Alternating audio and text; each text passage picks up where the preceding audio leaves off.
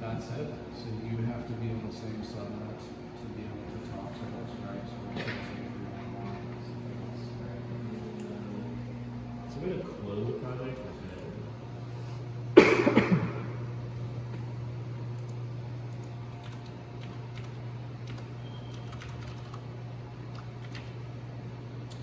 So what I usually do is I set multiple IP addresses for the same port. That way you can talk to the PLC and at the same time.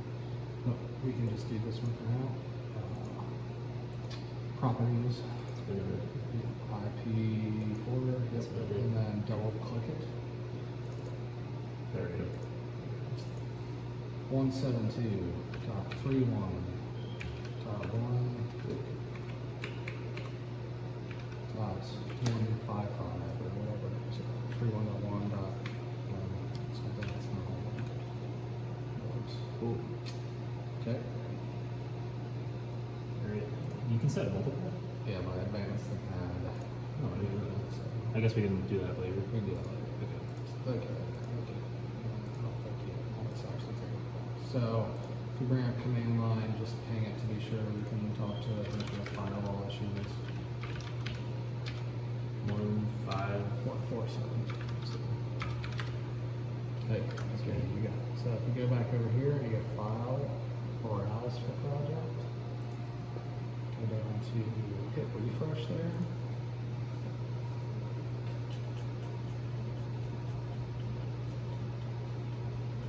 Okay, we do have a firewall problem.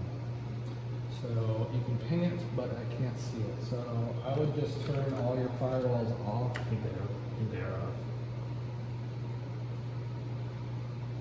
Oh, wait, no. This is not true.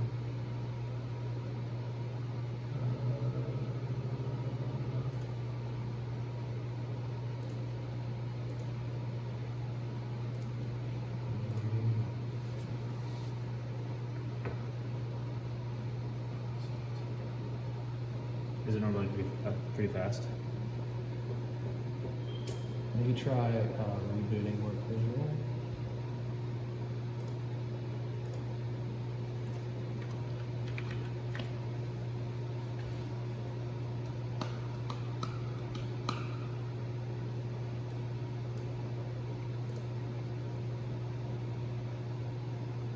Nothing.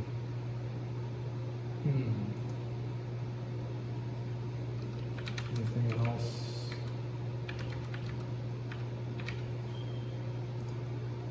There we go.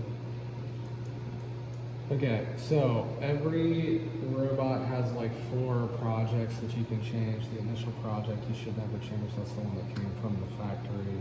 The base project is, again, how it was delivered to us. Just that P0301 Reforge is the currently running project. Okay. So This one up here is 308. yeah, it's got the green block check mark on it, and do the same thing here. The arrow? Yep. The green. Yep.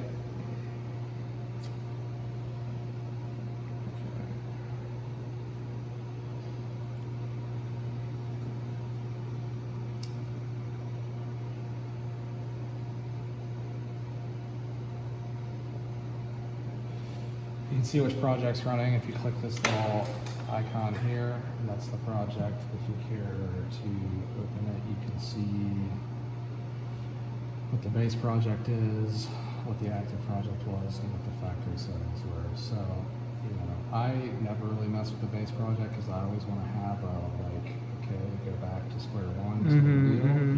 And then there's active projects. Now, you can put different projects on here. If you name the project something different and upload it, it will have like projects 5 here. Okay. And you can switch between them and activate them on here if you wanted to. Okay. So if you wanted to keep our stuff separate from your stuff for a while or whatever, shouldn't be a big deal. Every time you push a whole new project, it creates a restoration point for you to go back in time. Stores the last 5 restoration points.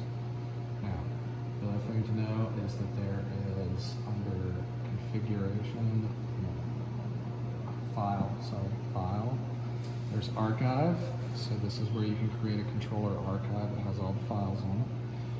You can store it. This is where you plug the USB into the cabinet, Yep. hit the USB cabinet or the USB KCP.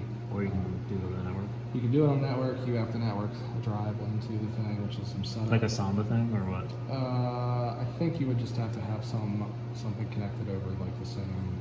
So it could be like my computer. It could be. But there's some setup that you have to do. I can't remember what it is. Just use the stick.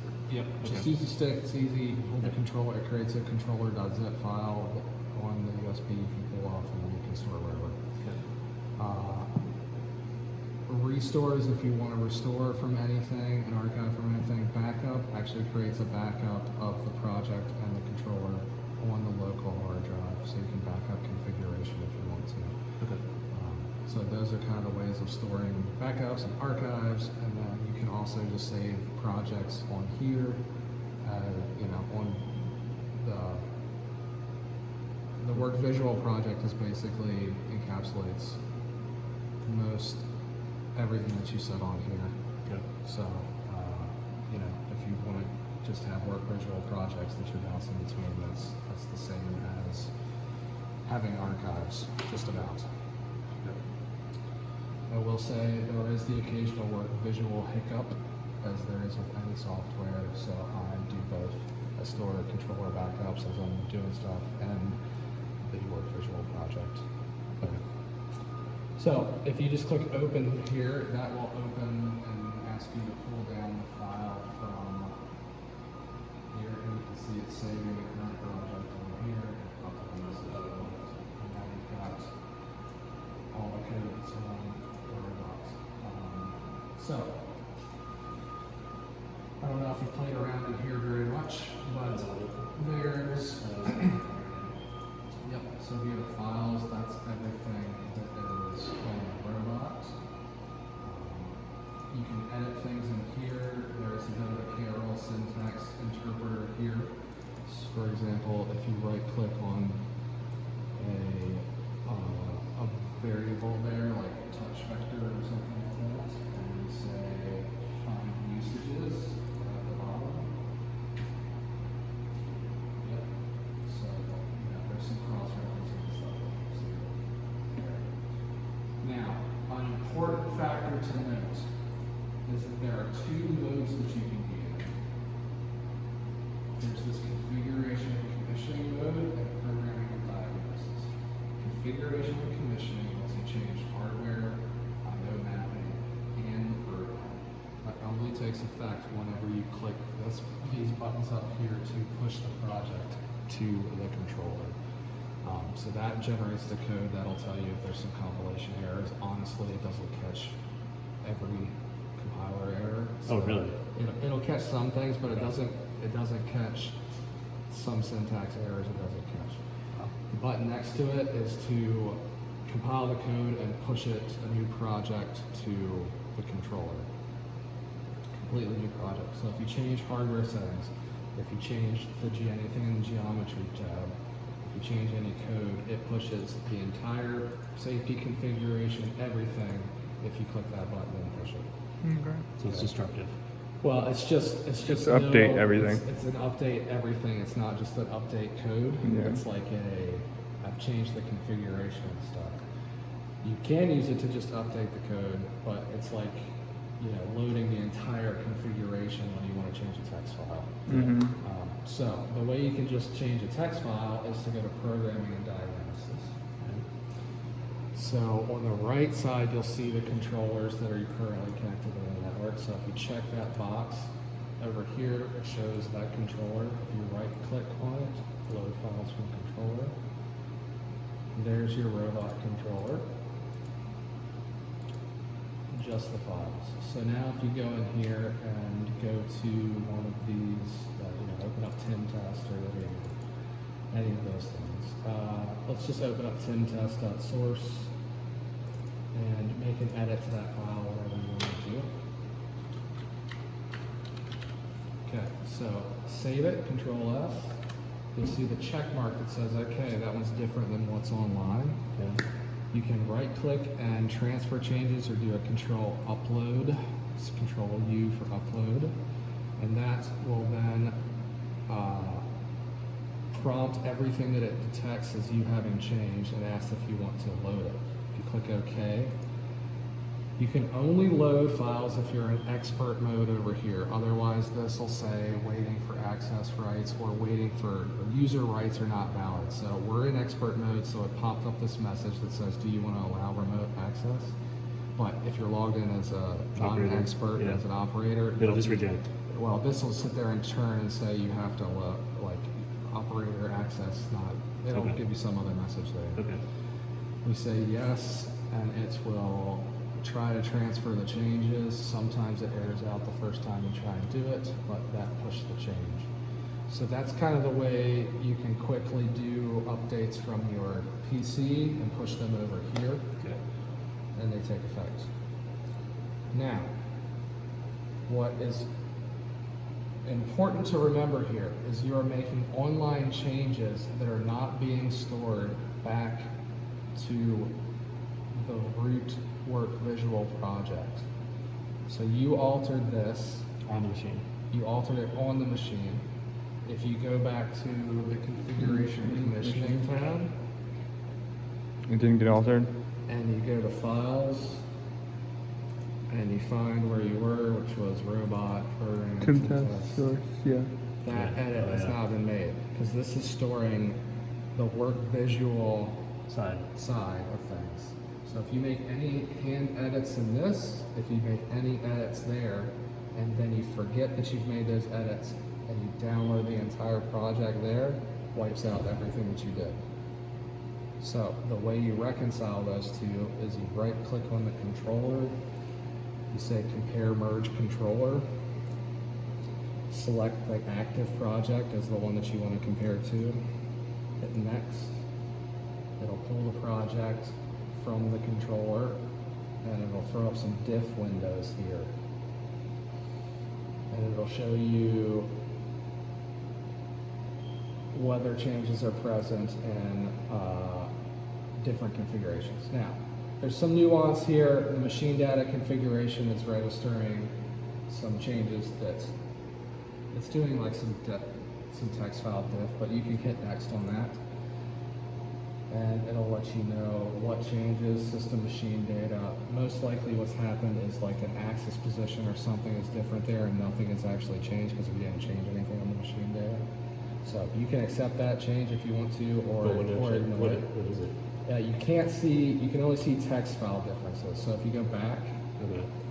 that's like a configuration change. But if you go to Files and Next, if you click on the drop down arrow on the far left, like on the KRC, and you dig down to the program that it, and you click on it, and then you can click that compare files button in the bottom. That will give you a rough text diff. Oh, no. Okay. You can also just pull, you can manually pull files and compare them in your own This is blue. thing. That is, I don't know. That's like a not, I didn't change that. yeah, I know. That's why it's a little bit of an annoyance. Oh And my god. that some things, it registers changes that aren't really changes. Most likely there's like there might be an end of line difference or something there, but that's the way you merge. So now in order to pull that change back to your root project, you would click the change button there in The the merge. top, and then merge, and that will pull those to there. Interesting. So, What? yeah, so like I said, there's, if you hit next there, there's things that change in real time that aren't really changing. Like the KUKA servo pack, that's registering something's changed with the EtherCAT situation. Okay. So it gets a little confusing. In general, there's no harm in pulling what's currently running from the machine as long as it's running, like it's a good configuration of the machine. But in general, try and track what you've actually changed and just merge those changes. Okay. For example, one change that would be made is if you run the break routine, it'll show all sorts of different changes because it registers the last time you did the brake change and then what the parameters were, or the mastering check, all that stuff. So it's changing a lot of stuff in the background that shows up in the as differences. You'll get, as you play around with the robot, you'll get used to what's important and what's not. In general, if you're only changing the text files, you only need to merge the check the changes to the text files. Okay. So that's pretty much it. One last thing that we can do if you when you close that Yeah, I one. need to like, Yeah. you said a lot of